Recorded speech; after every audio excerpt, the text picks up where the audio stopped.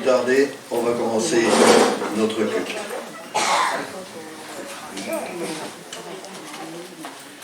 Bien, si vous le voulez bien, nous allons prier.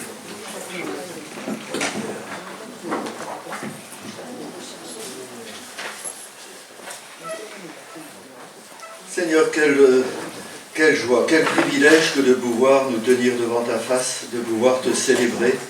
Seigneur, nous sommes venus ce matin avec ce désir, cette volonté, Seigneur, de célébrer ton nom, de te dire combien nous sommes heureux de t'appartenir. Nous sommes conscients, Seigneur, que tu es saint, que tu règnes sur ton trône, Seigneur, et que tu es entouré de louanges. C'est pourquoi ce matin, nous sommes montés dans ta maison, le cœur rempli de reconnaissance. Seigneur, nous aimerions dire comme le psalmiste, mon œuvre est pour le roi. Seigneur, et des paroles pleines de charme bouillonnent dans mon cœur. Nous aimerions que notre bouche, notre voix, Seigneur, nos pensées soient comme la plume de l'habile écrivain, dit ta parole. Et Seigneur, nous voulons répandre nos cœurs devant toi ce matin et te dire combien nous sommes heureux de pouvoir venir dans ta maison en toute liberté.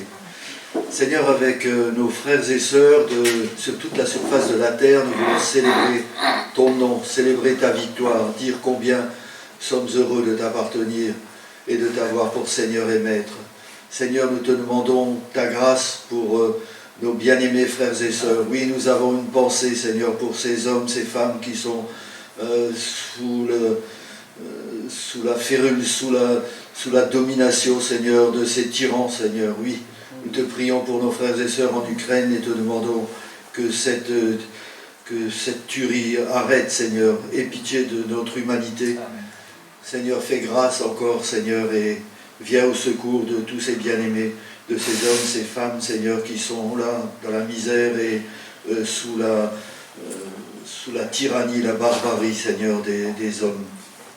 Seigneur, nous voulons te prier. Fais grâce, Seigneur, et use de bonté. Et permets que ces horreurs, Seigneur, cessent, Seigneur. Et que nos dirigeants, Seigneur, aient la sagesse pour gérer cette situation. Accorde-leur sagesse, Seigneur, et discernement. Seigneur, nous te louons de tout notre cœur pour ta bonté et ta fidélité. Nous savons que tu es le Tout-Puissant et que toutes choses sont dans ta main. Nous te remettons aussi nos bien-aimés qui auraient aimé être parmi nous, Seigneur, ceux que nous avons laissés à la maison, ceux qui sont peut-être découragés, ceux qui sont malades, ceux, Seigneur Jésus, qui ont délaissé le chemin de ta maison, Seigneur. Seigneur, nous te prions de les bénir encore ce matin et de leur accorder ce renouveau de force, d'énergie. Seigneur, fais grâce et bénis ton peuple. Fais-nous du bien encore durant cette semaine qui s'ouvre devant nous. Seigneur, à toi la gloire, la louange. Nous t'apportons notre reconnaissance, notre louange au travers de ces chants, au travers de notre adoration, oui. À toi la gloire, mon Seigneur et mon Dieu. Amen. Amen. Amen. Eh bien, frères et sœurs, cette semaine, je pensais à un cantique que nous n'allons pas chanter, mais je vais dire qu'est-ce qu'il va encore raconter. Ce cantique, c'est Jésus te confie. Et c'est tout un enseignement, c'est tout un programme, un divin programme. Jésus te confie une œuvre d'amour, utile et bénie jusqu'à son retour. Que cette sainte tâche, que tu accomplisses cette sainte tâche, va vers ceux qui meurent, va vers ton frère, va vers ceux qui sont découragés, va vers la jeunesse. Dis-leur ce que le Seigneur a fait pour eux. Et ce matin, donc, je pensais à ce cantique cette semaine, je l'ai chantonné d'ailleurs bien des fois, et je voulais simplement, bien sûr, c'est un culte d'adoration et de reconnaissance. Ce matin, nous sommes venus pour louer notre Seigneur et lui dire toute la reconnaissance et les louer avec tous les frères et sœurs sur la surface de la terre et en France, sur la place du Dunkerquois. Nous voulons lui dire combien nous l'aimons et combien nous sommes reconnaissants. Mais je voulais simplement vous parler d'un texte qui m'a interpellé cette semaine. C'est ce texte d'Ézéchiel. Ézéchiel, dans le chapitre 2, le Seigneur lui dit tiens-toi sur tes pieds, je t'envoie, va vers les captifs. Et dans le chapitre 3, alors je vais citer ça, pas citer ça de mémoire, je le sais à peu près, mais bon. Dans le chapitre 3, il est dit Fils de l'homme. Alors c'est vrai que c'est l'Ancien Testament et qu'il s'adresse à Ézéchiel. Mais il y a quand même un parallèle et des images que nous pouvons retenir. Fils de l'homme, j'ai fait de toi une sentinelle.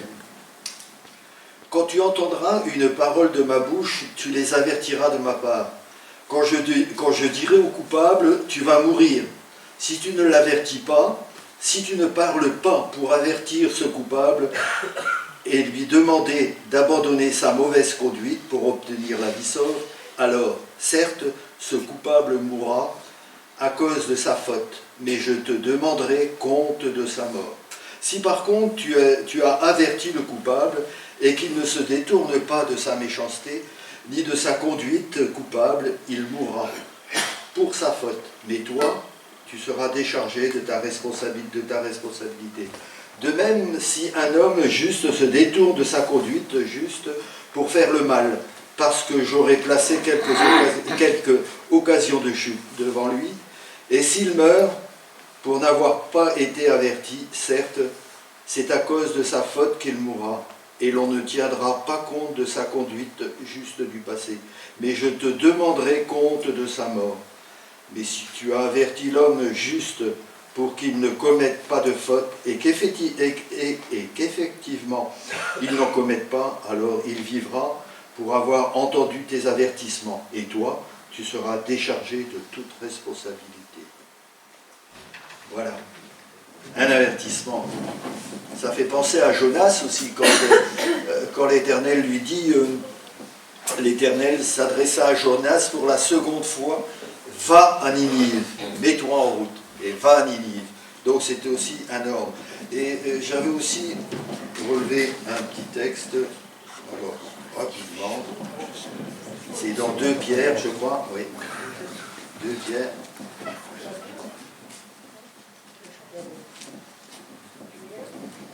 De Pierre.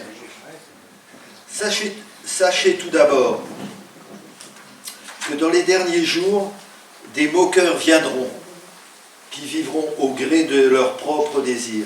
Ils tourneront votre foi en ridicule, en disant, eh bien, il a promis de venir, mais c'est pour quand?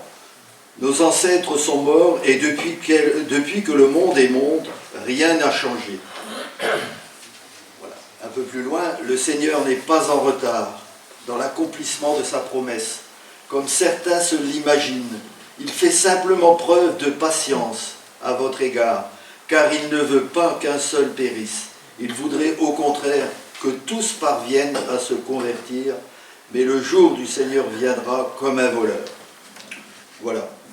Bon, simplement une réflexion que je me suis posée cette semaine et puis que, disons, elle s'adresse premièrement à moi, mais je vous en fais part. Alors, nous allons chanter, si vous le voulez bien. Voilà.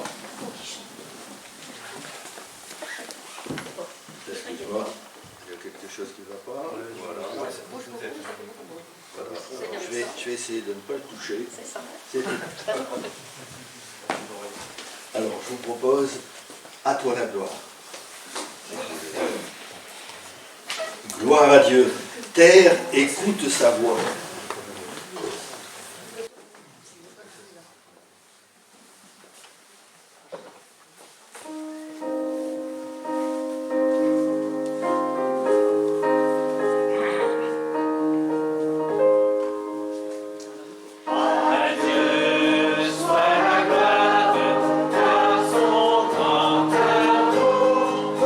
Dans mon âme, gloire, s'élever le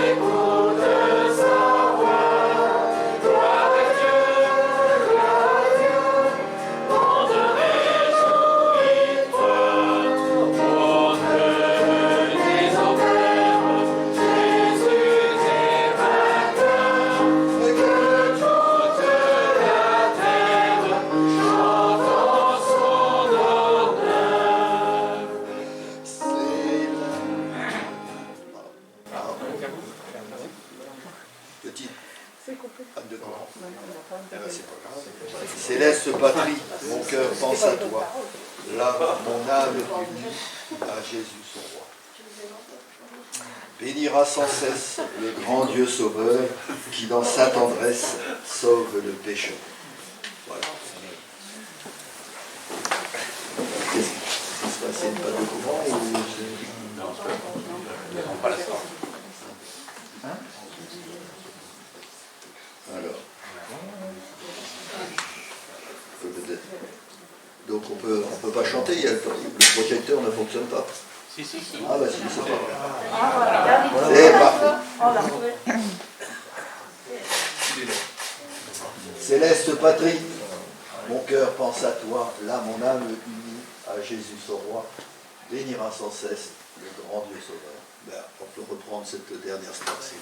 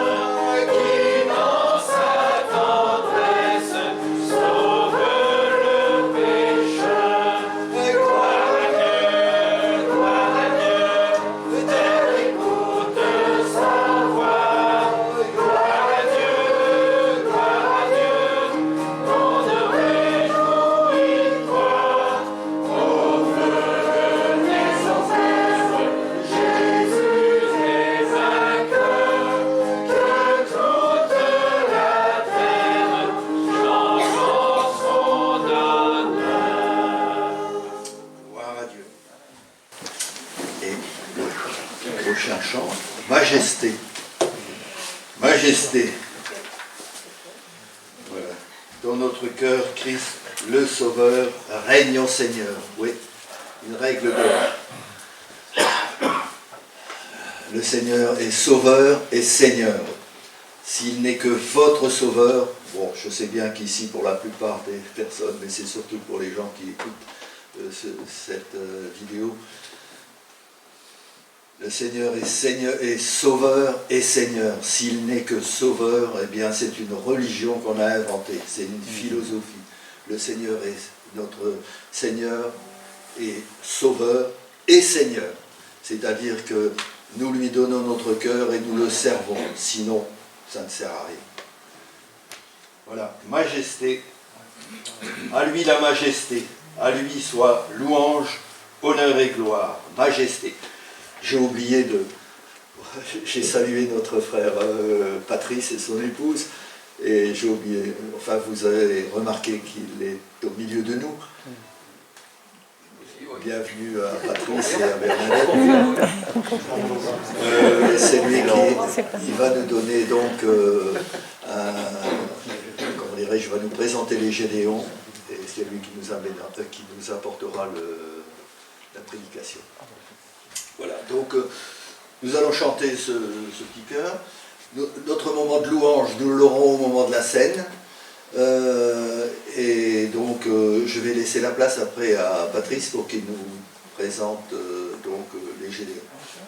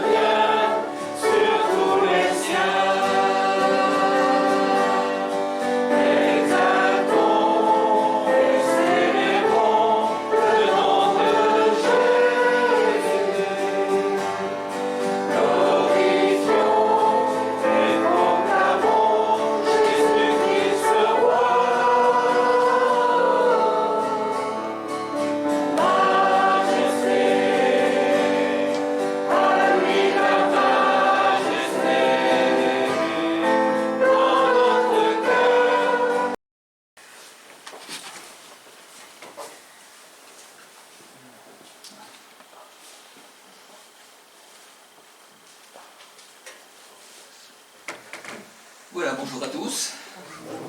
Comme vous l'avez entendu, je m'appelle Patrice, mais lui s'appelle Michel. Ah, mais Michel était un punk qui voulait changer le monde. Et il n'était pas vraiment sympa. Il crachait sur la religion, il vivait dans le milieu des drogués, des prostituées, et il sombrait de plus en plus. Un jour, à l'université de Marseille, où il se rendait pour manger illégalement au restaurant universitaire, un jour il reçoit un petit Nouveau Testament Gédéon. D'ailleurs, il ne comprend toujours pas aujourd'hui comment il a fait pour l'accepter. 2 ans plus tard, sa concubine avec laquelle il vit attend un enfant. Et il décide l'avortement. C'est alors que sa conscience commence à être travaillée. Michel, cependant, continue sa vie de punk. Il s'habille tout en noir. Il vit dans une chambre aux murs peints en noir. Il se lève à 5 heures de l'après-midi. Je vous laisse imaginer la situation. Mais un jour, il retrouve le Nouveau Testament qu'il a eu 2 ans plus tôt. Et il commence à le lire. Et 2 versets le frappent en particulier. « Je ne suis pas venu apporter la paix, mais l'épée, et je ne prends pas plaisir au sacrifice, mais à la miséricorde. » Pendant 18 mois, le seul contact de Michel avec Dieu sera ce petit Nouveau Testament Gédéon. Il croit être le seul chrétien sur terre. Mais 18 mois plus tard, eh bien, il rencontre des chrétiens, et en particulier c'est Hakim. Hakim, un arabe converti à Jésus-Christ, qui sera l'instrument pour l'amener à Christ et dans une église. C'est, entre guillemets, en souriant, c'est un comble pour Michel qui est pied noir de trouver le salut par le moyen d'un frère arabe. Aujourd'hui, Michel est membre actif d'une assemblée évangélique à Marseille. Membre actif, il est même le bras droit de son pasteur et il rayonne de joie. Qui pourrait croire que cet homme jeune, bien habillé, était un punk rebelle il y a quelques années? Une vie transformée en Jésus-Christ grâce à un petit Nouveau Testament. Alors je voudrais vous remercier au nom du groupe Gédéon de Dunkerque de nous recevoir avec beaucoup d'affection et beaucoup de fidélité depuis, je vais vous dire quand même, depuis 1981. Franchement, ça ne vous rajeunit pas, hein? Moi non plus, je vous rassure. Alors, qui sont les Gédéons? Pour ceux qui ne connaissent pas les Gédéons, eh bien, sachez qu'il s'agit d'une association internationale qui est présente aujourd'hui dans 200 pays. Que les Gédéons sont des chrétiens membres d'églises évangéliques et protestantes, exerçant ou ayant exercé des responsabilités professionnelles et dont le seul but, j'ai dit bien le seul but, est de gagner des âmes à Christ au travers de la distribution de la parole et du témoignage personnel, et ceci au niveau de 5 sphères de distribution. Alors, nous distribuons au niveau des lycées et universités ces petits Nouveaux Testaments bleus. Ils sont distribués de la main à la main. Nous faisons les lycées tous les 3 ans pour pouvoir couvrir le cycle second de première terminale. Alors pour info, vous ne le voyez peut-être pas vous n'êtes peut-être pas de loin, mais pour info maintenant, aujourd'hui, ce petit bleu, ce n'est pas simplement le Nouveau Testament, je lis, c'est le Nouveau Testament, et il est rajouté les psaumes, et il est rajouté les proverbes. Alors nous distribuons au niveau des lycées, nous intervenons aussi au niveau des prisons, nous sommes en charge des prisons de Dunkerque et de Longnes. Le Longnes, c'est à côté de Saint-Omer, et comme nous ne pouvons plus, comme on le faisait avant, il y a ça donc 15 ans, 20 ans, distribuer pour aller de cellule en cellule, et bien donc nous travaillons en collaboration avec l'aumônier protestant. Et ainsi donc les détenus pourront donc recevoir aussi des petits Nouveaux Testaments bleus comme ceci. Nous sommes aussi en charge de la gendarmerie où nous distribuons des petits Nouveaux Testaments bleus, et l'armée. Alors l'armée, il y a quelque chose de nouveau. Il y a des petits Nouveaux Testaments camouflage. Vous voyez, des Nouveaux Testaments camouflage, c'est nouveau. C'est très sympa. Nous distribuons aussi au niveau des hôtels où nous déposons dans les chambres ces Nouveaux Testaments quadrilingues, c'est-à-dire allemand, français, anglais et néerlandais. Et comme je suis venu avec Bernadette, coucou Bernadette, eh bien nos épouses aussi donc distribuent des petits Nouveaux Testaments blancs comme ceci au niveau du secteur médical et paramédical, et nous pouvons aussi intervenir au niveau des maisons de retraite où nous distribuons des Nouveaux Testaments en gros caractères. Je suppose que vous devez les voir de loin. Ce sont donc des gros caractères pour les seniors, dont je fais partie depuis déjà assez longtemps. Alors, et vous l'avez remarqué, vous l'avez remarqué, bien sûr, dans tous les cas, et là je pèse mes mots, il s'agit de la parole.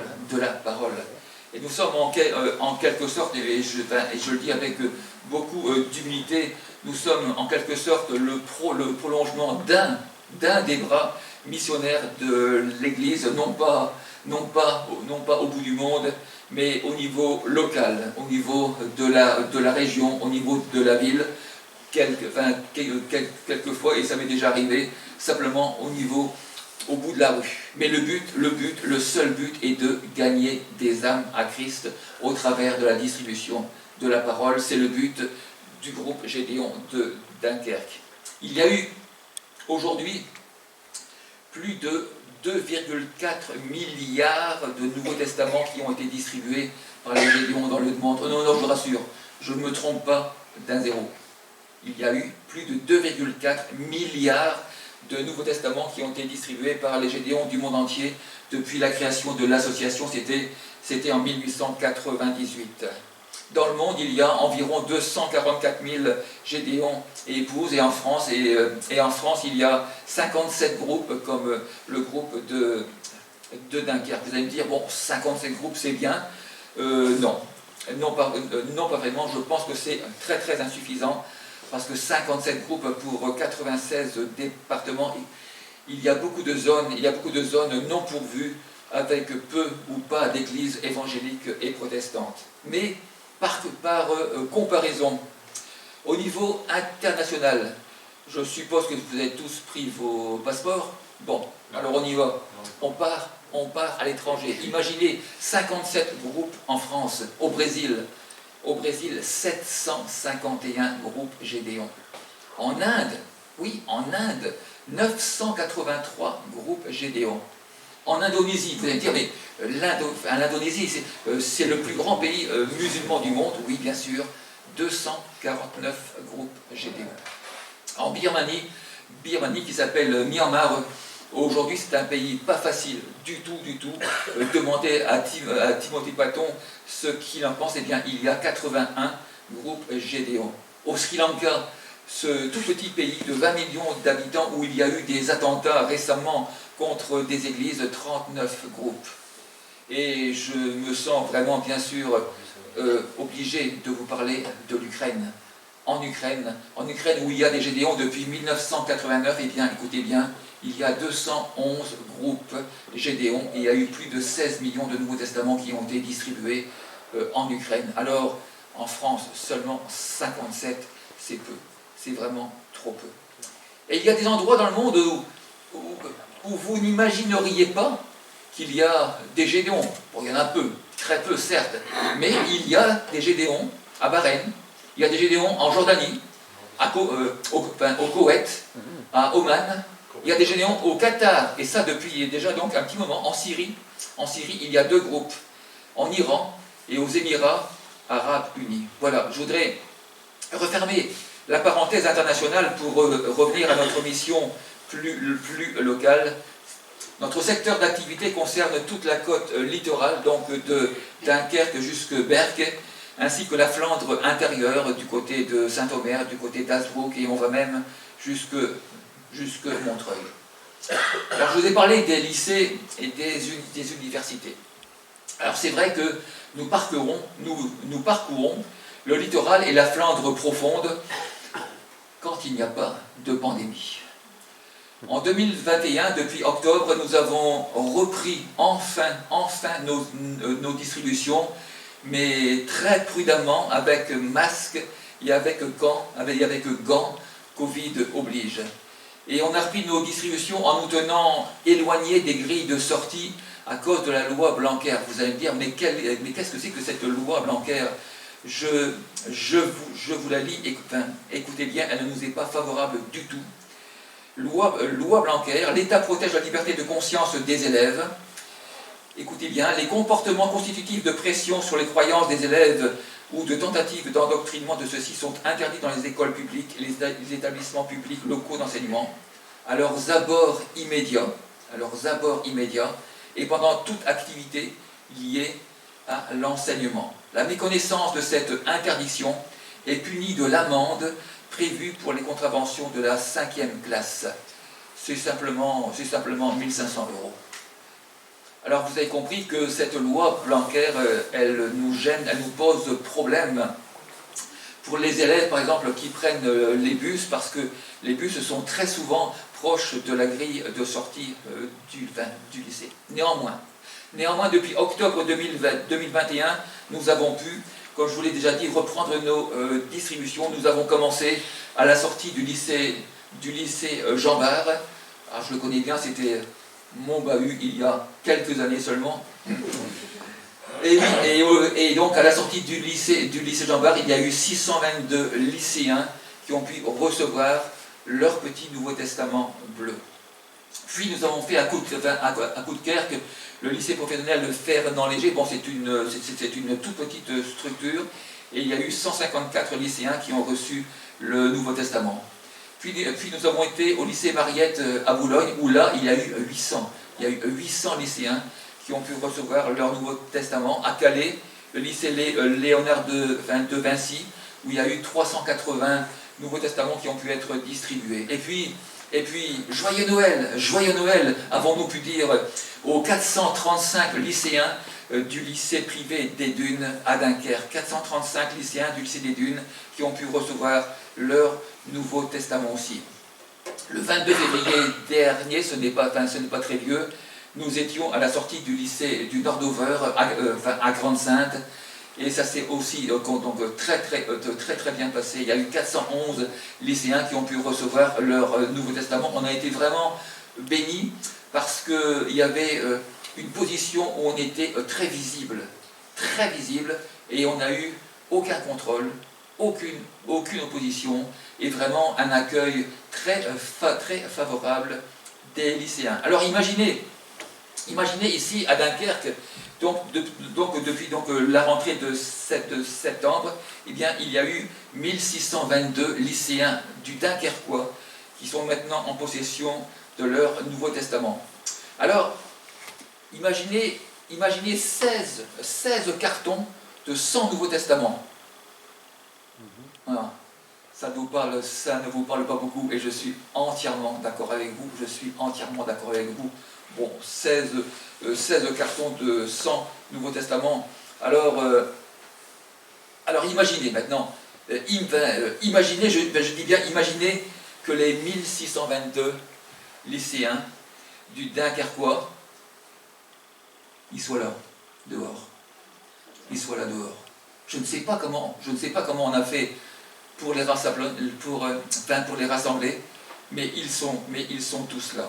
Et je pense qu'en voyant ces jeunes gens et ces jeunes filles, ça parle beaucoup plus que 16 cartons de 100 Nouveaux Testaments. Car ce sont des jeunes gens et des jeunes filles de chez nous, de Dunkerque, qui pourront rencontrer, comme le disait Léopold, leur Seigneur et Sauveur, grâce à la parole reçue. Ce sont des âmes à gagner pour Christ que nous voulons voir s'ajouter à nos églises.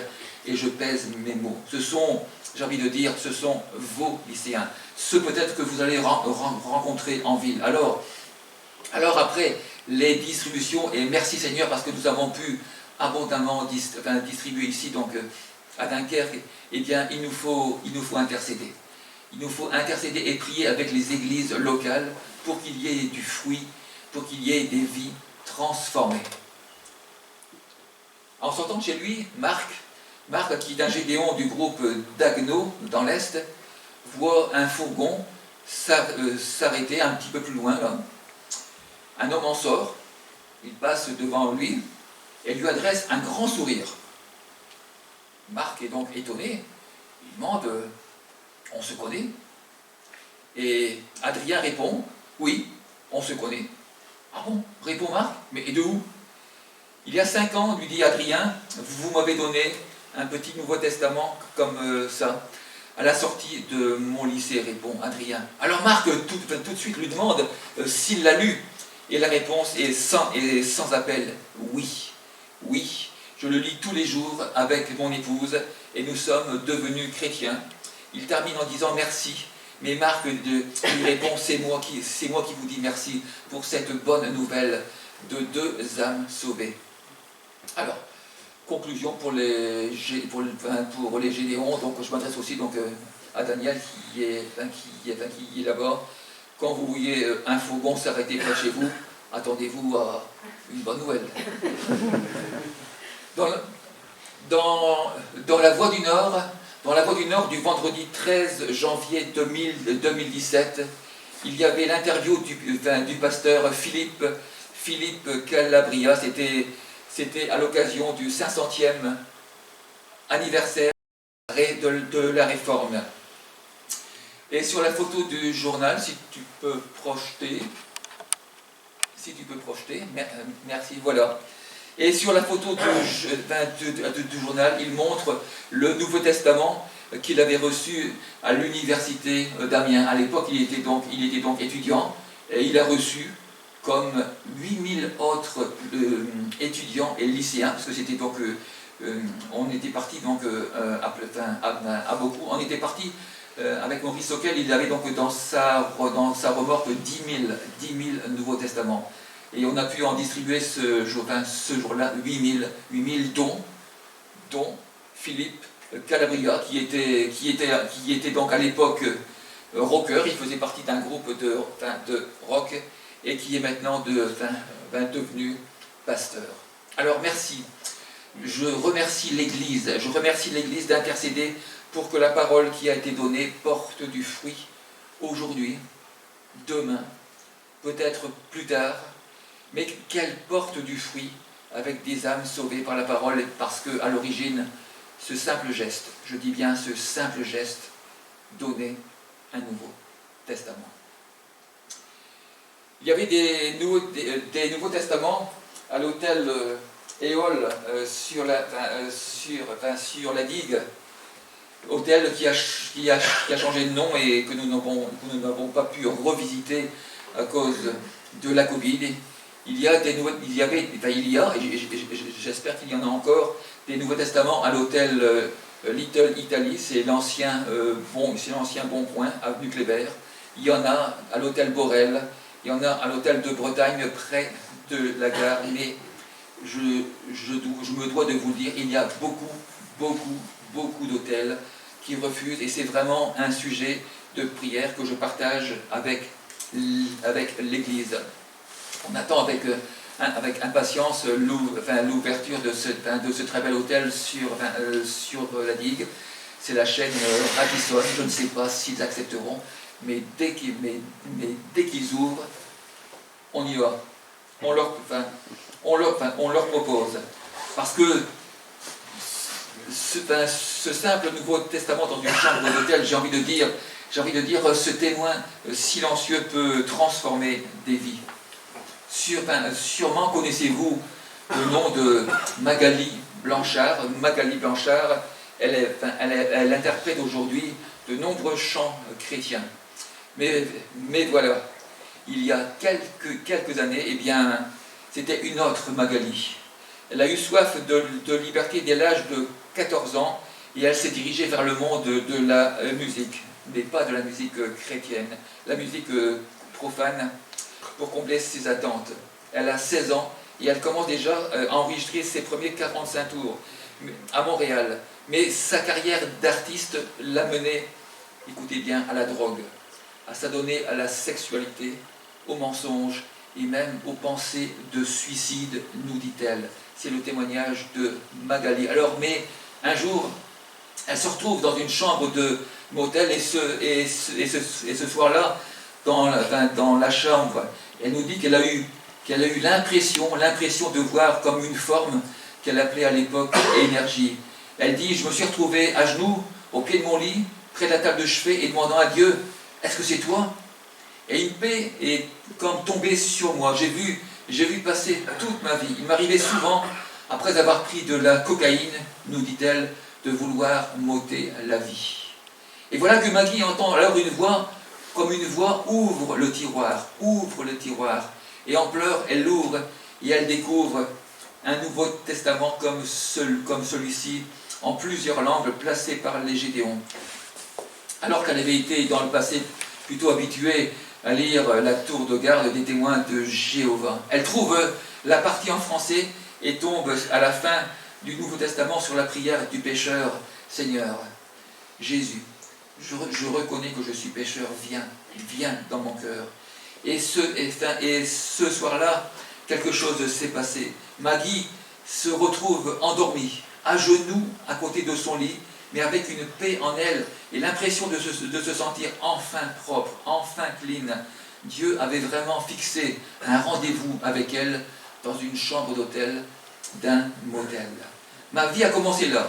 Je ne savais pas que j'étais lié, mais il m'a délié du mensonge, de la religiosité, de la sexualité, de tout ce qui était impur, nous dit-elle, de l'esprit de mort aussi, qui aurait fait que, certainement, je ne serais plus là aujourd'hui, souvenez-vous. Elle était suicidaire, elle s'appelle Magali Blanchard. Maggie Blanchard, pardon. Il y a de la part du Seigneur des portes qui s'ouvrent de façon étonnante, extraordinaire. Le GR65. Est-ce que vous connaissez le GR65? Traduction, le chemin de grande randonnée 65, c'est sur le chemin de Saint-Jacques de Compostelle.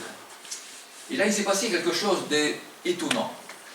Les Gédéons ont reçu de façon tout à fait inattendue, alors écoutez bien, d'un pasteur de Jérusalem qui était venu en visite dans la famille en Normandie et qui s'est retrouvé coincé en Normandie à cause de la pandémie, et il a eu l'idée bizarre,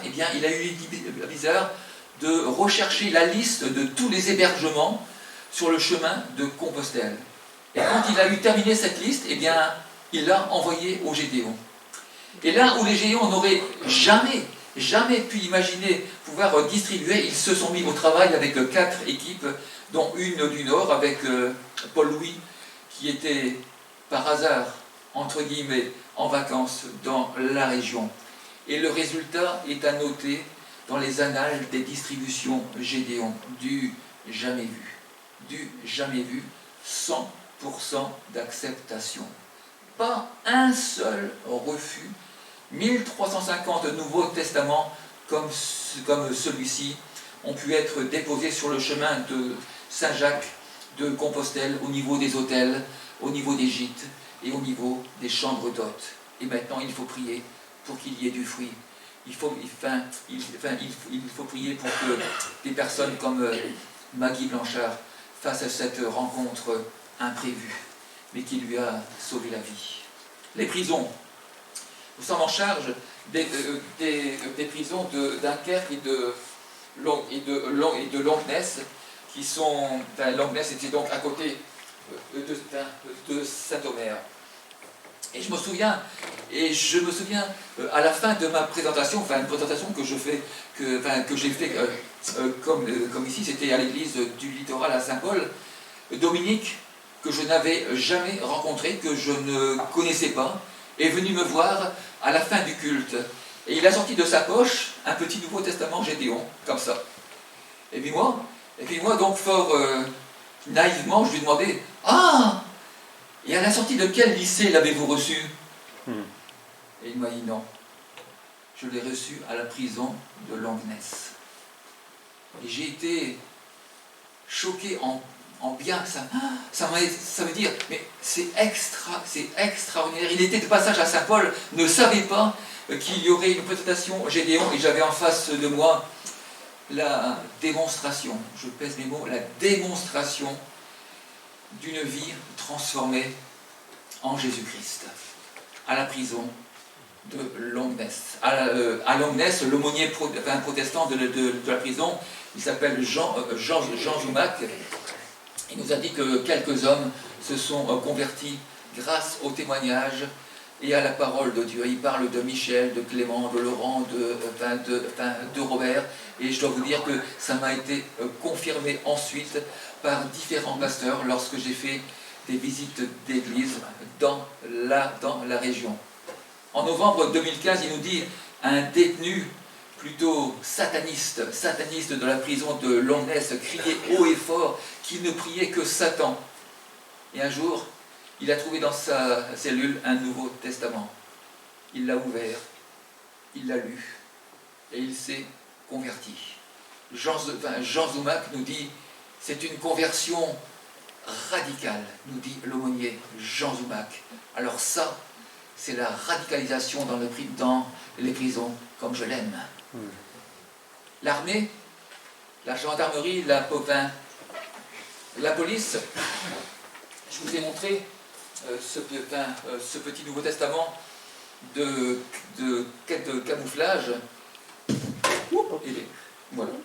De juin 2020 à mai 2021, il y a eu 11 800 Nouveaux Testaments de camouflage qui ont pu être distribués dans l'armée française. Et un Gédéon Dex raconte qu'il avait un contact privilégié avec Olivier, l'aumônier militaire de la base d'Istres. Et Olivier était parti avec un contingent au Mali où le danger est partout. Alors le convoi de 4 camions, un soir, s'est arrêté dans une zone à grand risque. Et les camions se sont mis en carré avec une mitrailleuse à chaque coin, entre les camions. Mais Olivier, l'aumônier, lui, dans la nuit, eh bien, il s'est mis à lire son Nouveau Testament à l'aide d'une petite lampe rouge qu'il avait sur son casque, une lampe discrète qu'il avait sur son casque. Et à un moment, Jonas, un des militaires, interpelle l'aumônier en demandant ce qu'il fait, parce que sa petite lumière rouge sur son casque est allumée. Alors Olivier lui montre le Nouveau Testament qu'il est en train de lire. Et Jonas lui en demande un. Et de son côté, avec sa petite lumière rouge sur son casque, il commence à ouvrir le Nouveau Testament et à le lire. Jonas, qu'est-ce que tu fais?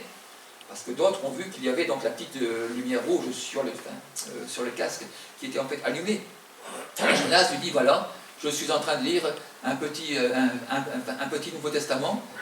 Oh, est-ce que je pourrais en avoir un aussi? Tu vas voir, l'aumônier. Et c'est 1, 2, 3, tous les militaires ont fini par aller voir l'aumônier. Et vous avez compris que toutes les petites lampes rouges des casques des militaires qui s'étaient arrêtés dans cette zone très dangereuse au Mali, ils étaient tous en train de lire leur Nouveau Testament. Philippe Boileau est aumônier militaire protestant évangélique sur la région nord depuis septembre 2020. Il habite Lambersart. Et en tant qu'aumônier dans les armées, il a dû partir aussi, lui, 4 mois au Mali de juin à fin septembre. Il est parti avec un carton de sang. Si tu veux mettre la diapo suivante, s'il te plaît. Il est parti avec un carton de 100 Nouveau Testament camouflage comme ça, qu'il a pu donner aux militaires au Mali. Et sur place, il a pu mettre en place un culte régulier et la prédication a eu son épée puisqu'il a eu des baptêmes dans le désert au Mali. Voici ce qu'il nous dit. Nous avons eu une belle cérémonie de baptême hier, beaucoup d'émotions, beaucoup de monde, une vraie grâce de voir comment le Seigneur agit dans les cœurs de nos soldats. J'avais prié avant de partir pour que je puisse être spectateur de ce qu'il fait, et j'ai été vraiment spectateur de ça. Voilà.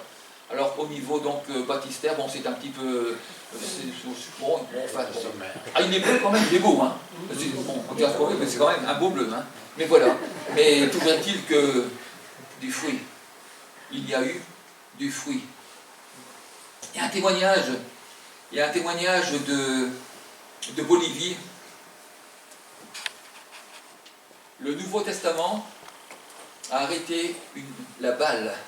C'est un fait divers qui a été relaté par le Daily Mail à Yapacani, c'est dans l'est de la Bolivie, et le Daily Mail avec une grande photo que je n'ai pas pu avoir relate ceci: un lieutenant de la police bolivienne a eu la vie sauve grâce à un petit Nouveau Testament bleu qu'il avait dans la poche de son gilet.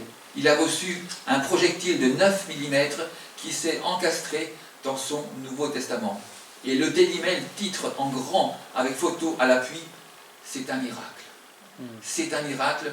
La Bible de poche d'un policier arrête une balle avant qu'elle ne touche son cœur. Alors le travail de nos épouses, outre les Nouveaux Testaments blancs distribués au personnel médical, il y a aussi les maisons de retraite qui sont donc visitées avec les Nouveaux Testaments grand caractère que je vous ai montré tout à l'heure, et je voudrais vous parler de Roland. Dans la petite maison d'accueil rurale pour personnes âgées autonomes, dans le territoire de Belfort, nous, c'est-à-dire Raymond et Ruth Geyser, c'est donc un couple de Gédéon à Belfort, eh bien, nous avions organisé une distribution de Nouveau Testament gros caractère avec un temps de présentation de la parole de Dieu. 10 pensionnaires avaient déjà donné leur cœur à Dieu. Il y avait déjà du fruit. Mais un monsieur âgé de 94 ans quand même, Roland, est arrivé dans cette maison de retraite. Et c'est vrai que dans un premier temps, il ne voulait rien entendre de Dieu. Mais peu à peu, la confiance a commencé à s'établir et nous avons pu lui offrir un Nouveau Testament gros caractère, nous disent Raymond et Ruth. Et alors qu'il voulait mourir, il commence à s'ouvrir à la parole de Dieu et nous raconte sa vie. Et quelle vie! Écoutez bien. Lorsque Roland est envoyé à 14 ans à Brest pour une carrière militaire, commence pour lui l'enfer. Discipline sévère et formation pour la guerre.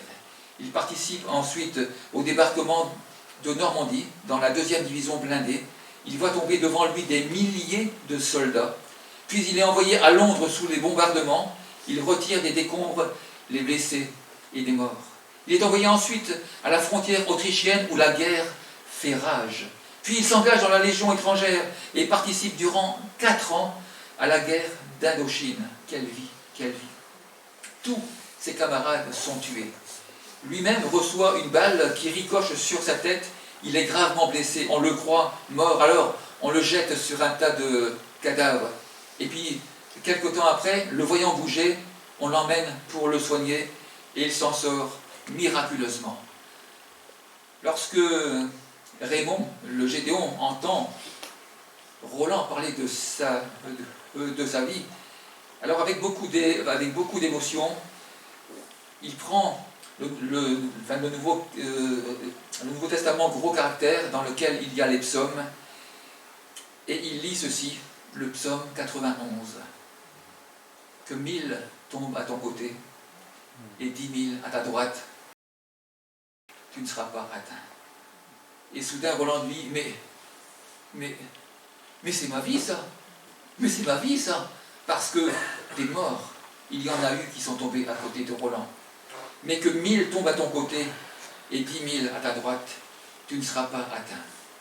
Alors le Gédéon, lui, la fin du psaume, je le rassasierai de longs jours, je lui ferai voir le salut. Alors il lui explique la bonne nouvelle de l'évangile de la possibilité de pardon en Jésus-Christ. Mais Roland dit, mais c'est pas possible, j'ai eu une vie vraiment compliquée, personne ne pourra jamais pardonner tout ce que j'ai fait. Et le Gédéon lui répond, je ne sais pas. Je ne sais pas tout ce qu'a fait le brigand crucifié à côté de Jésus sur la croix. Mais ce que je sais, c'est que Jésus lui a tout pardonné et lui a dit, aujourd'hui, tu seras avec moi dans le paradis. Roland, lui ai-je dit, si vous le voulez, Jésus, par son sang, effacera tout le tableau noir de votre vie et fera de vous un homme nouveau, transformé. Et là se passe le miracle de la nouvelle naissance pour Roland. Quand même, une nouvelle naissance à 94 ans, imaginez, il découvre la grâce de Dieu. Et aujourd'hui, Roland est un homme rayonnant. Il témoigne même activement de sa foi. Il participe régulièrement aux réunions. Il a même été baptisé. Alors le temps passe. Je voudrais respecter mon temps de parole. Alors merci de nous soutenir dans la prière et l'intercession afin que la parole soit reçue dans toute la région nord. Il y a la distribution, et je vous en ai déjà parlé un peu, et il y a l'après-distribution où les Gédéons se mettent en prière avec l'église locale afin qu'il y ait du fruit, c'est-à-dire que des âmes soient sauvées.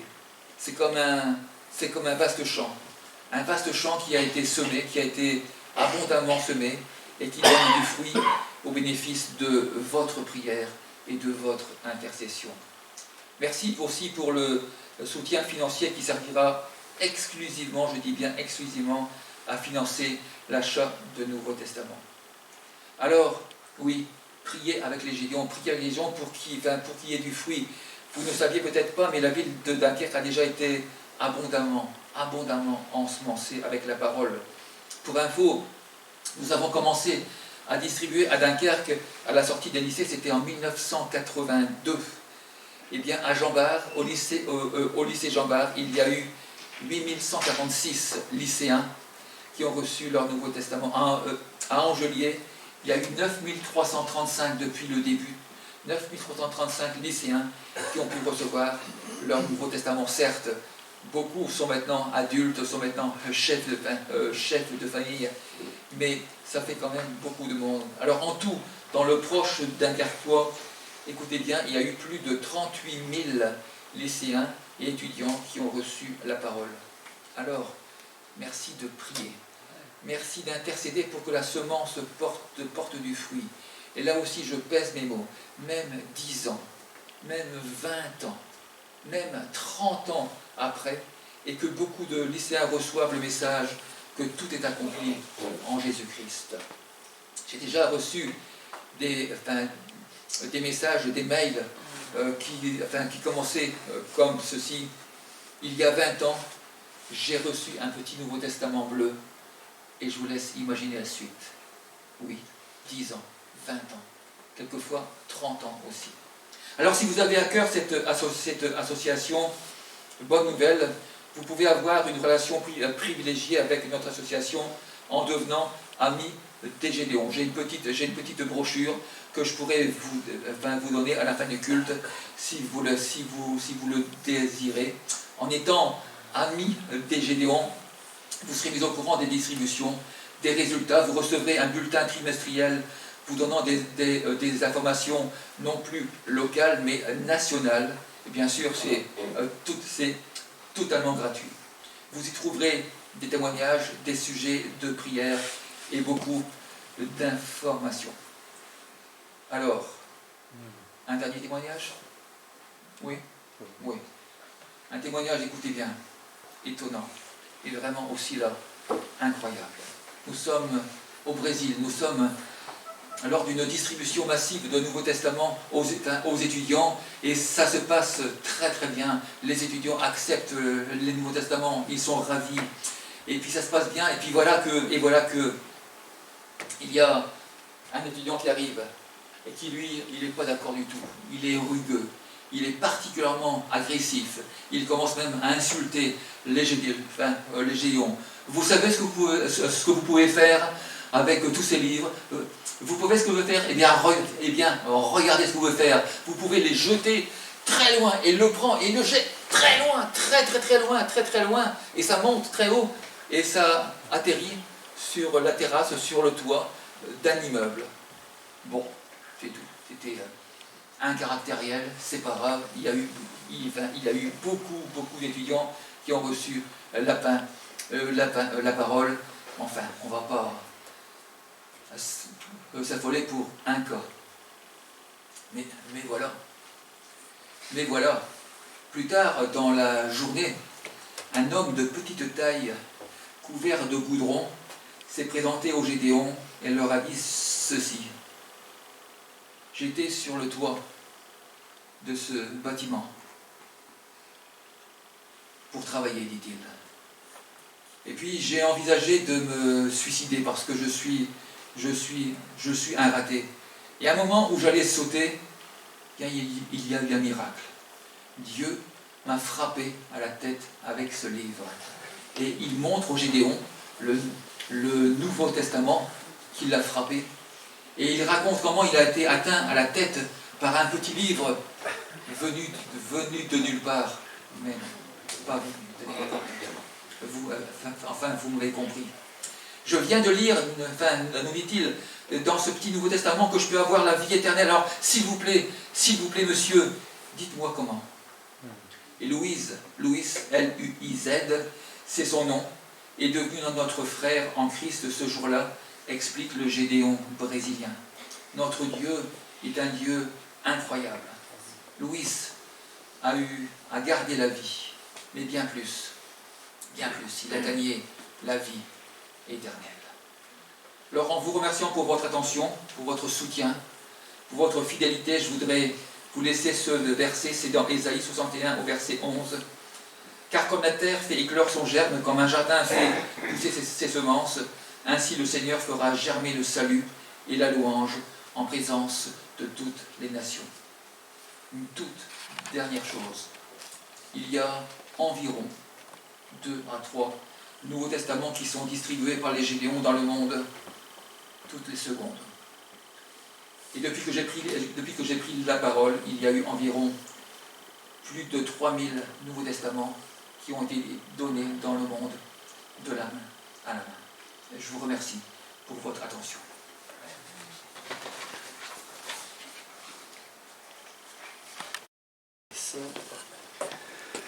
Jésus-Christ, je repense à ton sacrifice pendant que c'est Franck, je crois, qui fait le... Donc je vais lui laisser la parole. Jésus-Christ, je repense à ton sacrifice, tu t'es humilié jusqu'à la mort. Bien souvent, ce don de vie m'a bouleversé et je suis ému à nouveau. Je suis ému. Aujourd'hui, tu règnes dans les cieux. Tu règnes dans les cieux très haut, où devant mon roi je m'inclinerai, à présent émerveillé par ton salut. Oui, mon cœur t'exalte à nouveau. Voilà, préparons nos cœurs à remercier notre Seigneur. Nous aurons un petit moment de louange. Profitons de ce moment de la scène. Je laisse la parole à Franck.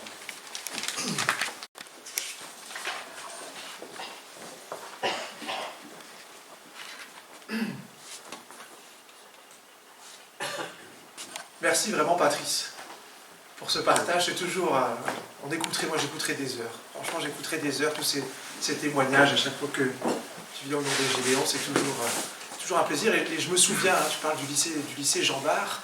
Alors j'étais jeune converti, ça devait faire 1 an que j'étais converti, j'avais déjà expliqué. Moi c'est mon prof de français qui m'a proposé un jour de lire la Bible pour faire des progrès en français. Ça a commencé comme ça, sans des suivis, la rencontre d'un pasteur, et je vous passe les détails.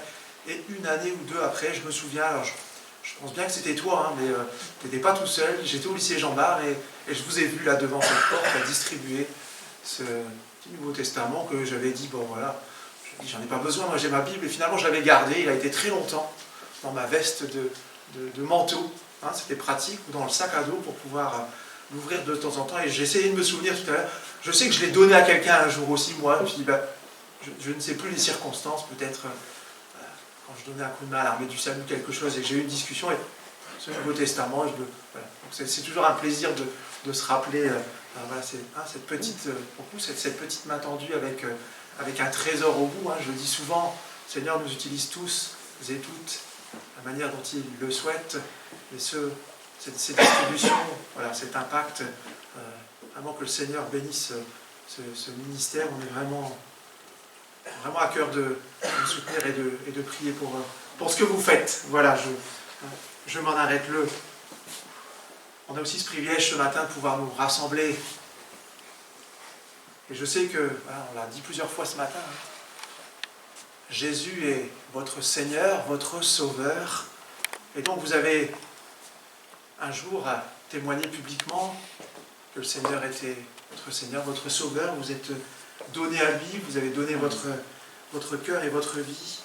Et donc ce matin, vous êtes venus avec cette belle invitation. Le Seigneur vous donne avec tellement de joie de pouvoir partager ce repas. Et j'aime quand je partage ce moment, de dire qu'on veut se remémorer, vraiment. Ouais, pas se souvenir, se remémorer ce que le Seigneur a fait pour nous. Car j'ai reçu du Seigneur ce que je vous ai enseigné, c'est que le Seigneur Jésus, dans la nuit où il fut livré, prit du pain, et après avoir rendu grâce, le rompit et dit, « Ceci est mon corps, qui est rompu pour vous.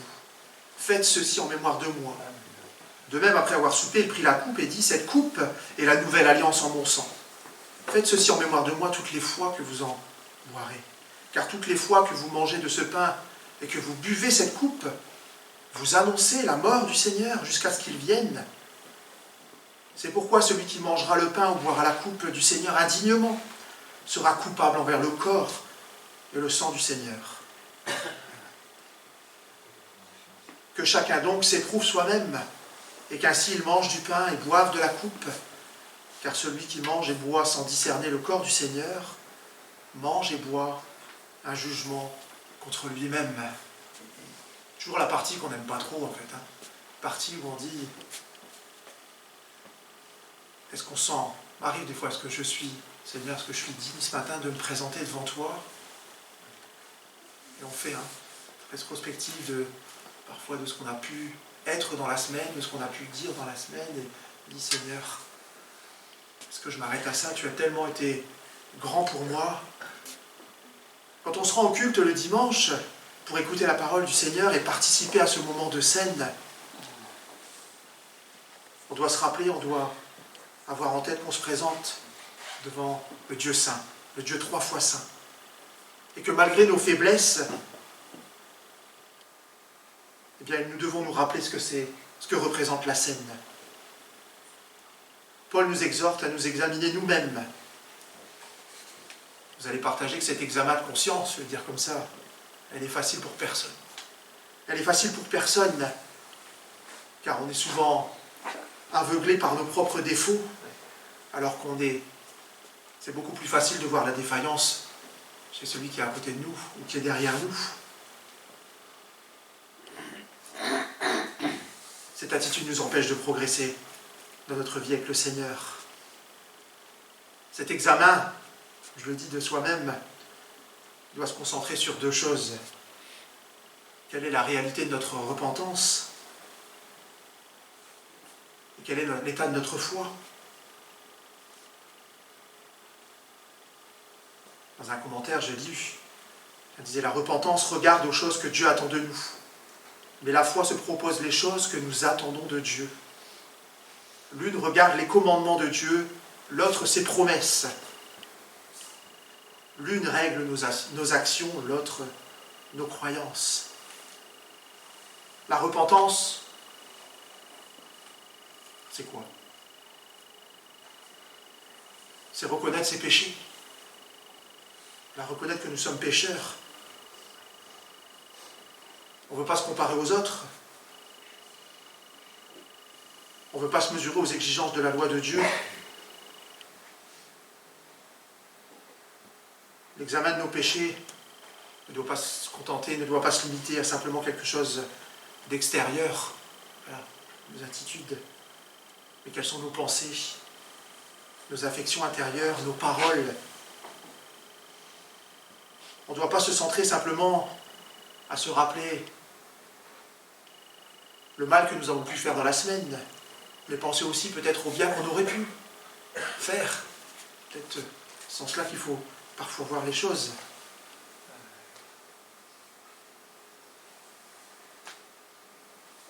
Parfois on a fait des belles actions dans la semaine, on est content. Si Seigneur, j'ai été bon cette semaine. Franchement Seigneur, j'ai été bon. Ah. Et parfois, quand on regarde un petit peu nos belles actions, le vrai motif de nos belles actions, elles sont parfois bien cachées. Parfois nos belles actions, c'est juste pour aussi donner le change, pour se donner, je veux dire, bonne conscience, ou se donner un style au regard de ceux qui sont autour de nous. Je ne me défausse pas du tout sur ce point. S'examiner soi-même, comme nous demande la parole, c'est quelque chose qui peut nous arriver de faire de manière très superficielle, très vite fait. Quand on prend le temps de s'examiner en profondeur, c'est pas toujours très réjouissant qu'on se le dise. Mais le Seigneur veut nous dire ce matin combien il nous aime, combien effectivement je ne méritais pas qu'il paye ce prix pour moi. Voilà, moi je le dis, Seigneur, je ne méritais pas ça. Et le Seigneur me dit, tais-toi, je t'aime. Tu sais cette chanson, je t'aimais, je t'aime et je t'aimerai, c'est exactement, voilà, il y a que le Seigneur qui dit, Franck, je t'ai aimé, je t'aime et je t'aimerai pour toujours. J'ai payé ce prix pour toi parce que tu as de la valeur à mes yeux, et d'entendre le Seigneur, le Sauveur, me dire que j'ai de la valeur pour lui, mais ça vaut tout l'or du monde, n'est-ce pas? La foi, je parlais de la repentance, la foi, c'est quelque chose de nécessaire et d'important dans notre salut. Je lis, la foi est en quelque sorte la main qui reçoit la grâce venant de Dieu. Il convient donc de tâter le pouls de nos consciences pour reconnaître s'il est tranquille et réglé, et si elle se repose en Jésus-Christ, en sa mort et aussi en sa résurrection.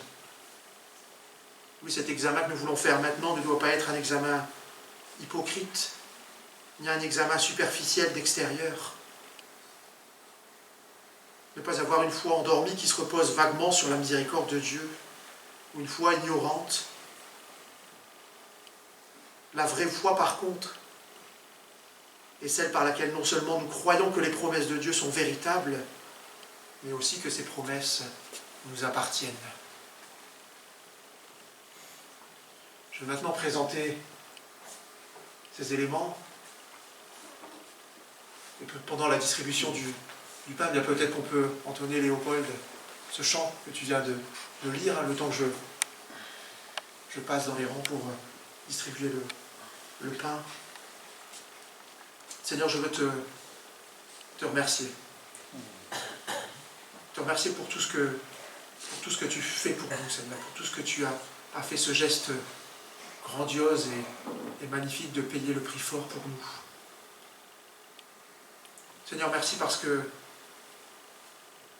tu es un Dieu qui ne change pas. Un Dieu de miracles, un Dieu de paix, un Dieu de joie. Seigneur, merci parce que tu as encore touché des âmes aujourd'hui dans notre petite ville de Dunkerque et tous les environs, Seigneur, sur toute la terre, Seigneur. Merci parce que tu as parlé à nos cœurs individuellement. Et Seigneur, merci parce que tu vas encore le faire ce matin. Au travers ces chants, au travers ces prières, au travers la parole qui va être annoncée juste après, Seigneur. Seigneur, maintenant, nous voulons, Seigneur, nous centrer encore plus sur cette croix. Cette croix où tu n'es plus, Seigneur. Oui, tu es ressuscité, Père. Et je veux te remettre ce pain que nous allons partager ensemble, Seigneur, nous remémorer ton corps brisé, meurtri, par amour pour moi, pour racheter mes péchés, mes fautes. Seigneur, sois béni, sois loué, Jésus. Amen. Amen.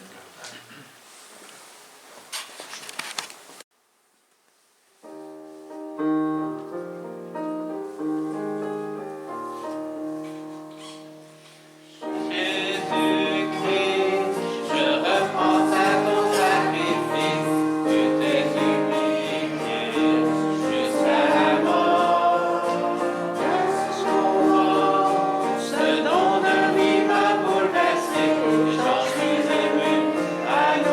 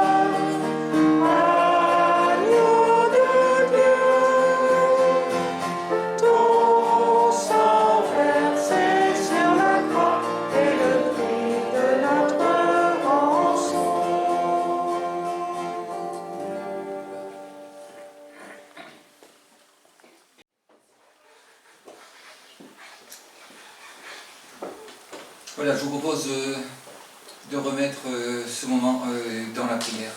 Seigneur, je te prie que ton onction repose maintenant sur l'Église. Au travers de ce qui sera partagé, Seigneur, que tu sois honoré, qu'en plus tu sois glorifié, que l'Église soit encouragée, soit exhortée, et que tout soit fait à la gloire de ton nom, Seigneur. Alors, merci, Seigneur, de bénir ta parole. Merci, Seigneur, de faire du bien à l'Église. Amen. Amen. Voilà, je vous propose de faire une lecture dans Romains au chapitre 8, à partir du verset 28, Romains 8, à partir du verset 28. Nous savons du reste que toute chose concourt au bien de ceux qui aiment Dieu, de ceux qui sont appelés selon son dessein. Car ceux qu'il a connus d'avance, il les a aussi prédestinés à être semblables à l'image de son Fils, afin que son Fils fût le premier-né entre plusieurs frères. Et ceux qu'il a prédestinés, il les a aussi appelés. Et ceux qu'il a appelés, il les a aussi justifiés. Et ceux qu'il a justifiés, il les a aussi glorifiés. Que dirons-nous donc à l'égard de ces choses? Si Dieu est pour nous, qui sera contre nous? Lui qui n'a point épargné son propre Fils, mais qui l'a livré pour nous tous, comment ne nous donnera-t-il pas aussi toutes choses avec lui? Qui accusera les élus de Dieu? C'est Dieu qui justifie. Qui les condamnera? Christ est mort. Bien plus, il est ressuscité, et il est à la droite de Dieu, et il intercède pour nous. Qui nous séparera de l'amour de Christ? Sera-ce la tribulation, ou l'angoisse, ou la persécution, ou la faim, ou la nudité, ou le péril, ou l'épée? Selon qu'il est écrit, c'est à cause de toi qu'on nous met à mort tout le jour, qu'on nous regarde comme des brebis destinées à la boucherie.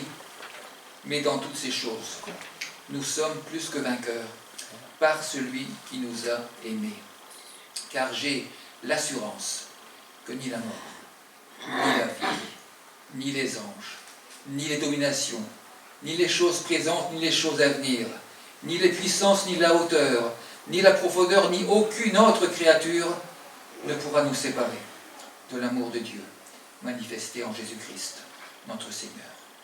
Amen.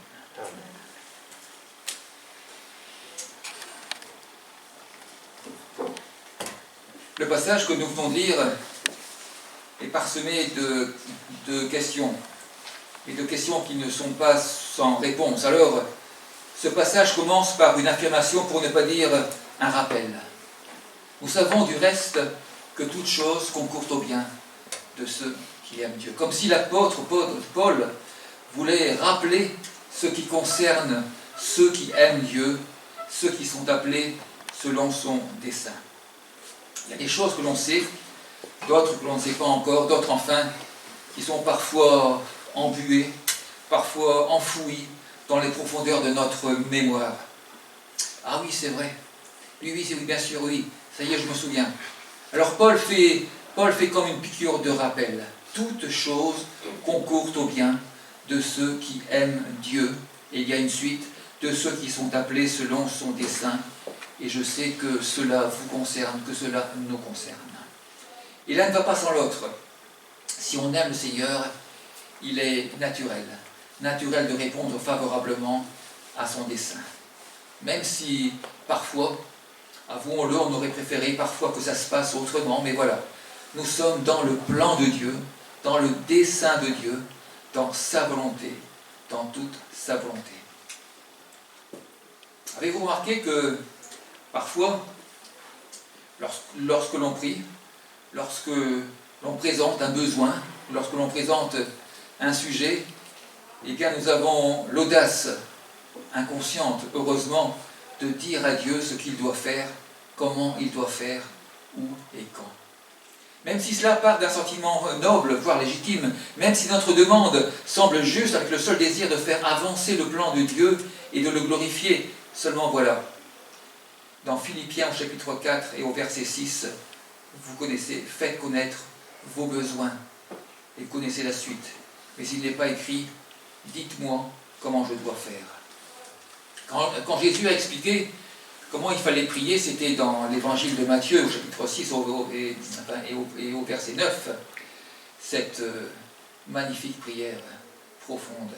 Notre Père qui es aux cieux, que ton nom soit sanctifié, que ton règne vienne, que ta volonté soit faite sur la terre comme au ciel.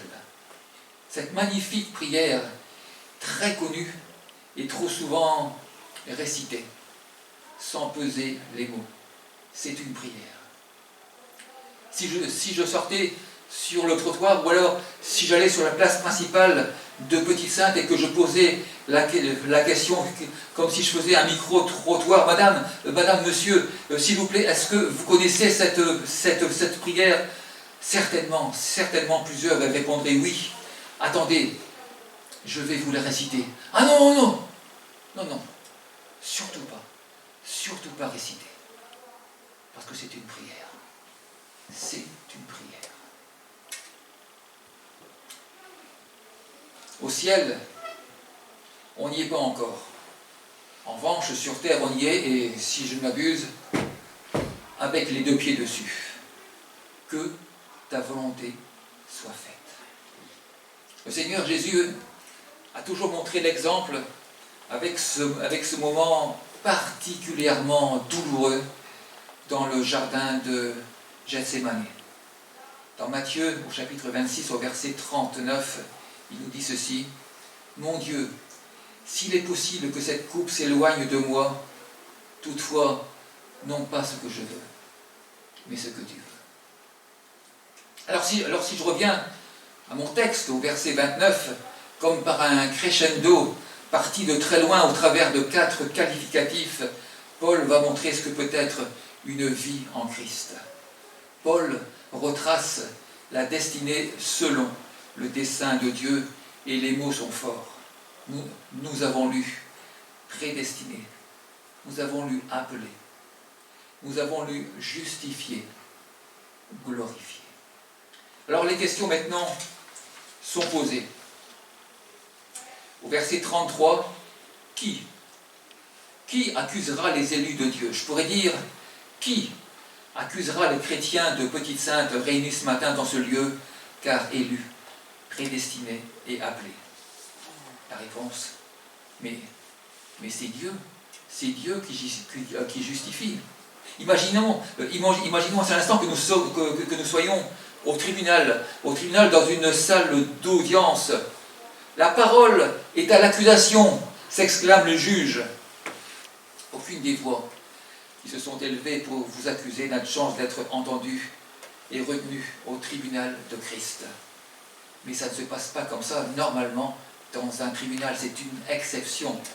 Non, ce n'est pas un tribunal avec les ténors du barreau hyper médiatisés sous les feux de la rampe. Vous savez, ces avocats friands de ces effets de manche à renfort de longues tirades et d'emphase avec des objections, votre honneur. Non, c'est Dieu qui justifie. Et l'avocat que nous avons auprès du Père n'a pas tiré sur lui la lumière du projecteur médiatique, car nous avons un avocat qui a payé de sa personne. Et quand je dis payé de sa personne, je le dis avec beaucoup d'émotion.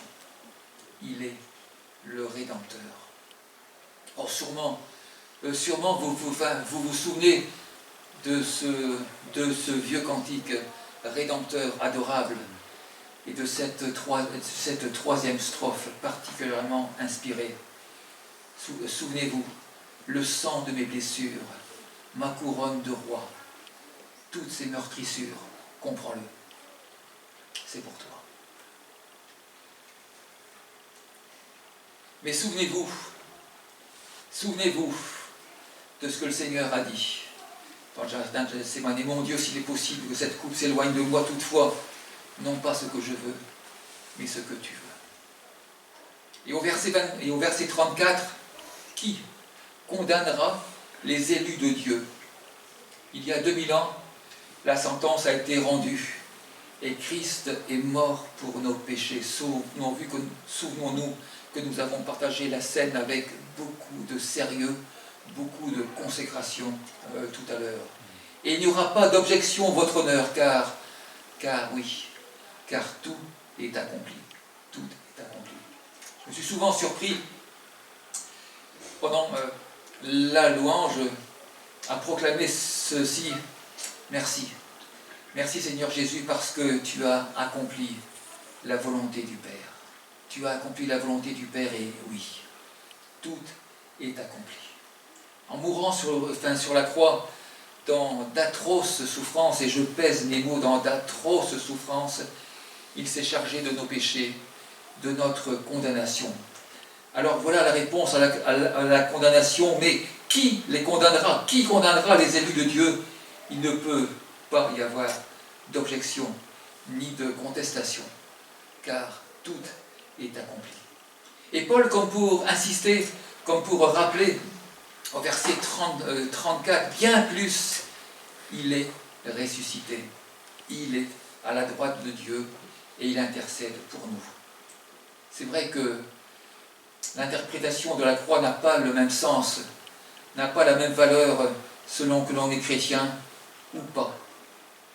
Si j'interroge quelques personnes dans la rue, si l'on n'est pas chrétien, que l'on n'a pas reçu Christ comme notre Sauveur et Seigneur, la croix,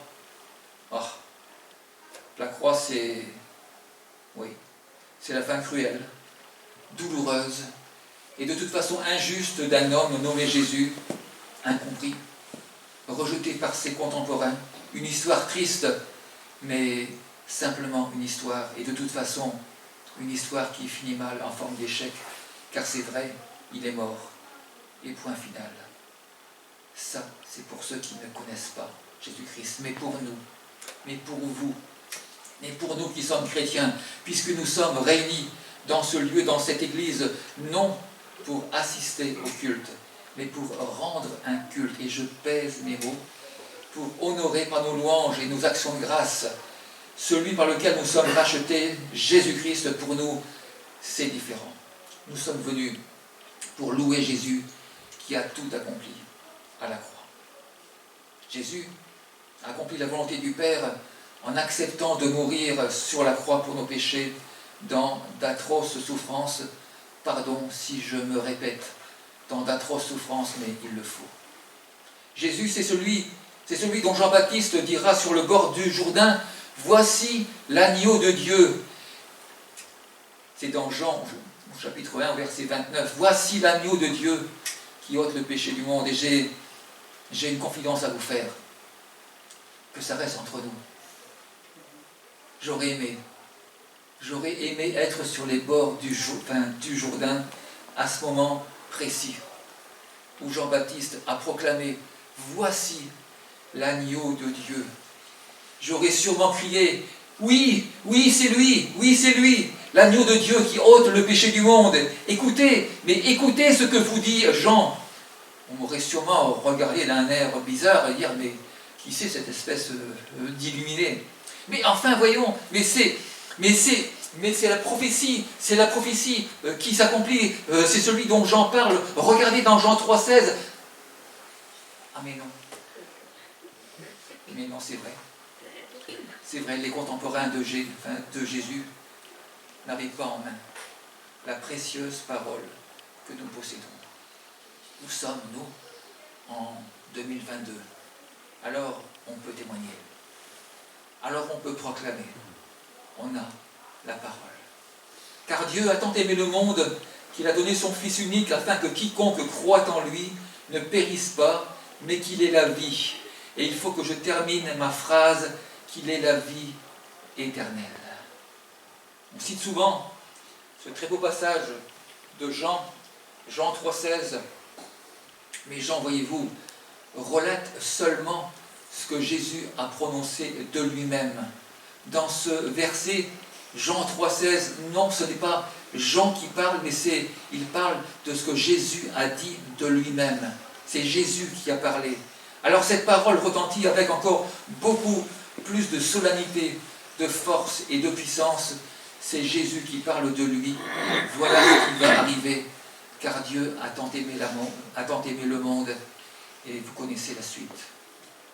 Alors la réponse à l'accusation, La réponse à la condamnation, c'est l'amour de Dieu, manifesté en Jésus-Christ, car tout est accompli. Et l'apôtre Paul a 100 fois raison, il a 1000 fois raison d'insister, Christ est mort, mais bien plus, il est ressuscité.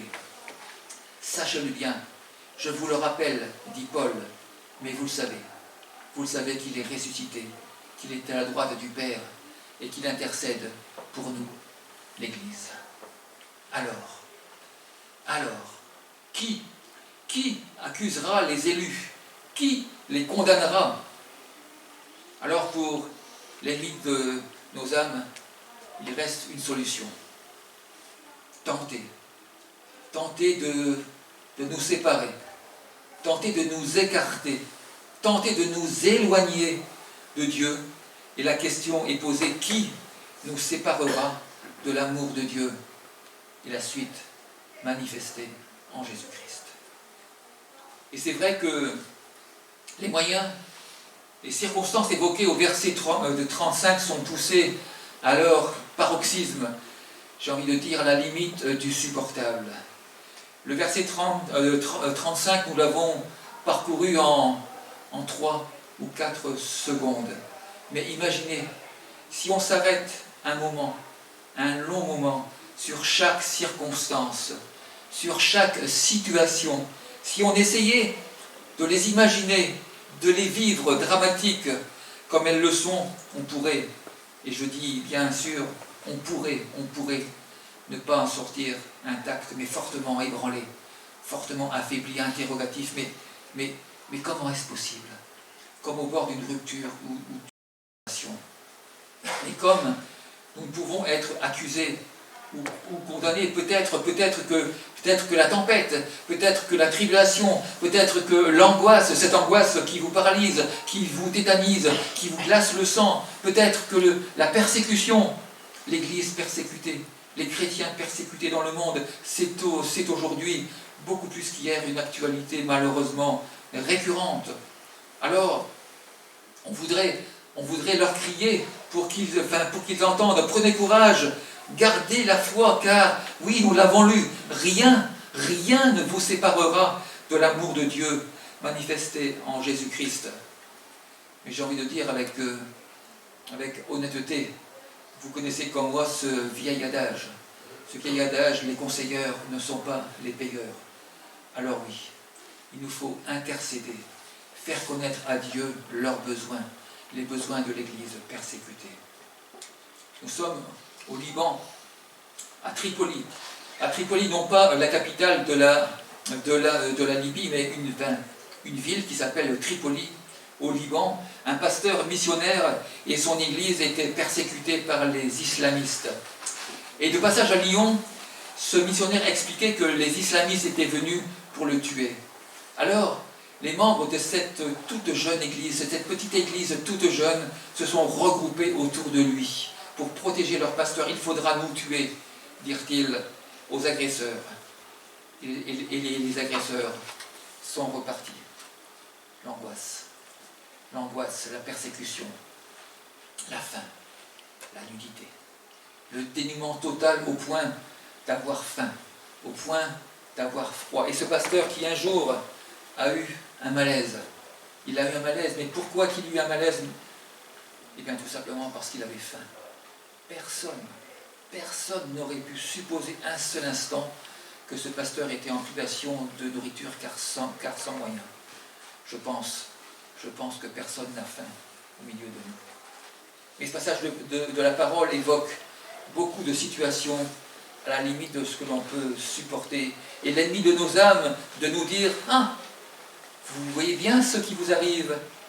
Dieu ne vous aime pas. » Essaye-t-il de nous faire croire. Mais le verset 37 est affirmatif. Dans toutes ces choses, nous sommes plus que vainqueurs par celui qui nous a aimés. Alors, qui nous séparera de l'amour de Dieu? La réponse de Paul est que dans toutes ces choses, nous sommes plus que vainqueurs. Et là encore, il faut que je termine ma phrase, nous sommes plus que vainqueurs par celui qui nous a aimés.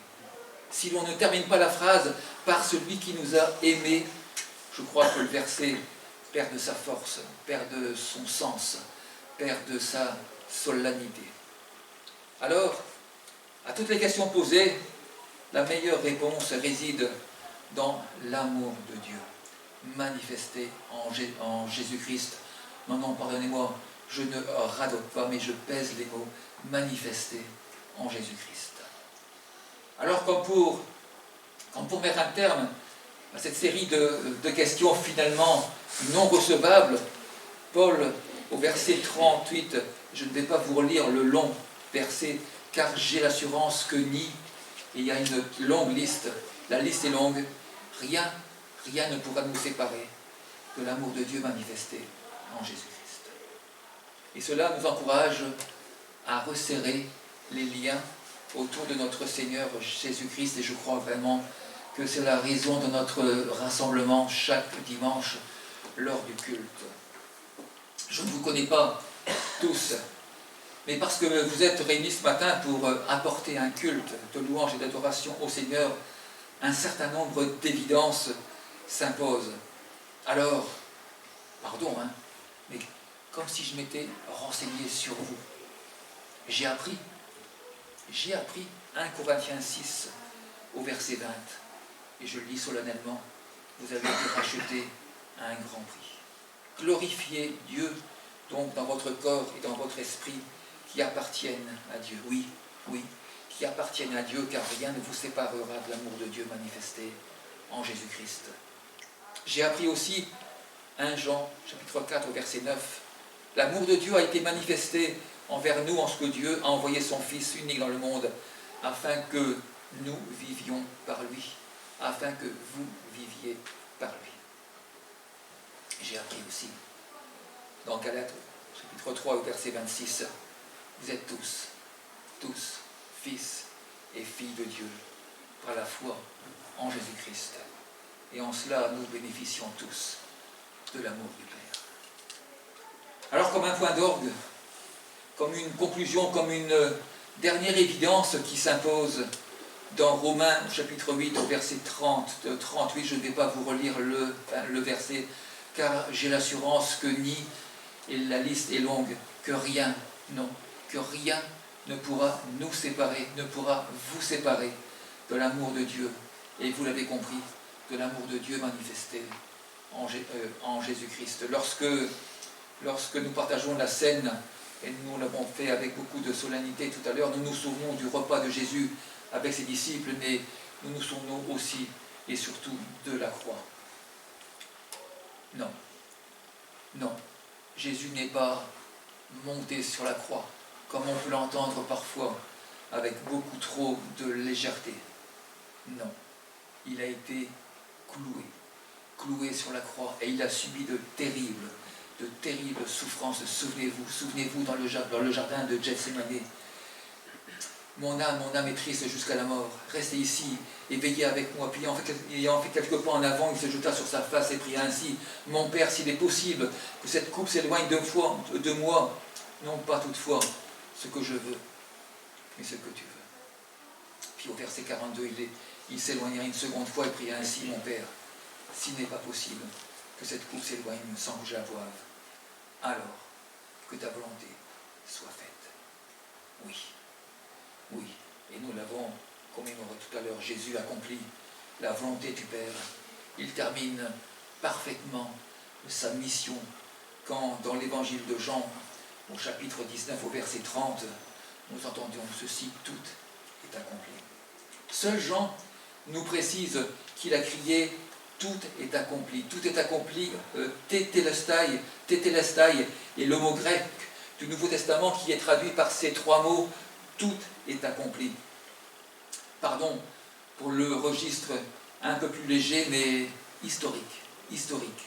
C'était une tradition.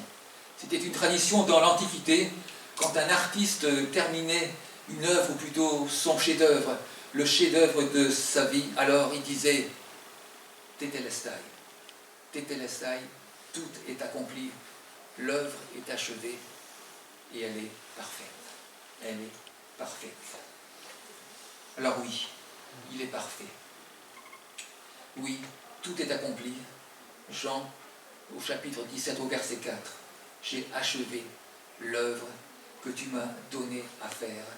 Et on n'y reviendra pas, car c'était la volonté du Père, et l'œuvre est parfaite à leur vie.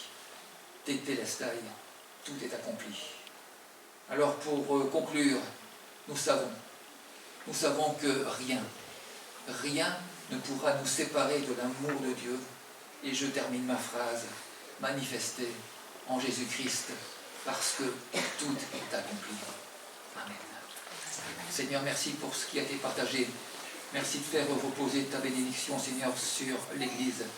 Merci parce que tu as accompli la volonté du Père, parce que tout est accompli. Et tu as souffert, mais tu as accompli la volonté du Père. Alors que toute la gloire te revienne, oui. À l'agneau de Dieu soit la gloire. Amen. Merci. Merci, Patrice. Les annonces. Pierre, la technique, s'il te plaît.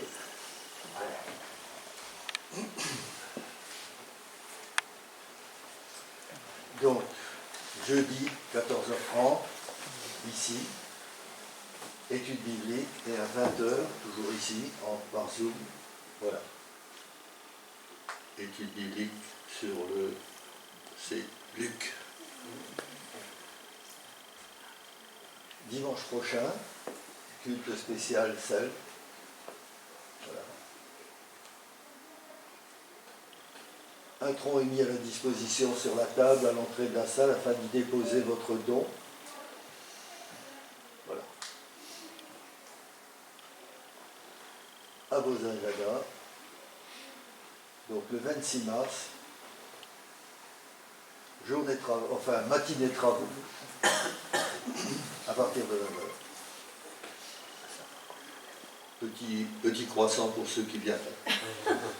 Ne serait-ce que pour attirer.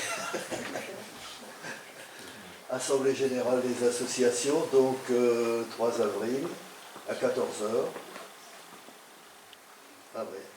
On va reprendre les bonnes habitudes avec le repas, tirer des sacs à la fin du compte. Voilà, vous trouverez toutes les informations sur les différents sites. Voilà. Si vous n'êtes pas fatigué, nous allons terminer cette matinée par un chant triomphal. Je vous propose de chanter, alors, à celui qui nous aime. Ça vous va? Ça nous permettra de partir pour la semaine.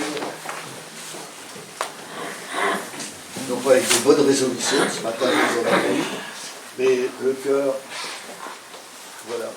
À celui qui nous aime, qui nous a délivrés de nos péchés par son sang, et qui a fait de nous un royaume, des sacrificateurs, des sentinelles, des témoins pour Dieu son Père. À lui soit la gloire, la puissance, au siècle des siècles. Amen. Voilà.